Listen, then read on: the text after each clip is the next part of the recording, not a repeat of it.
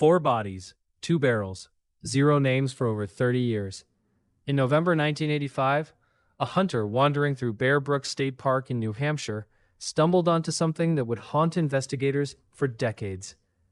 Inside a rusted 55-gallon steel drum lay the remains of a woman and a young girl. Police searched. They found nothing else. They moved on. 15 years later, in 2000, an officer returned to that same patch of woods. Just 500 feet from the first barrel, hidden in plain sight, sat a second drum. Inside, 2 more little girls. All 4 victims had been bludgeoned to death. All 4 were related, except for one child, who shared DNA with none of them. Who was she? Who were any of them? For decades, they were known only as the Bear Brook Jane Does. Then, in 2017, an internet sleuth cracked open the cold case using genetic genealogy.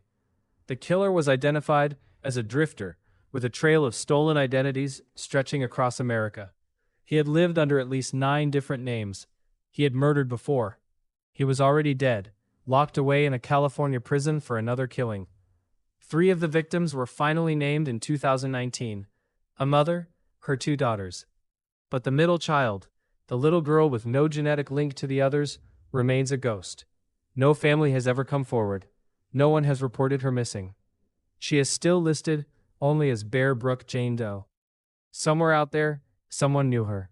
Someone watched her vanish and said nothing. So who was the little girl in the barrel, and why has no one ever come looking for her?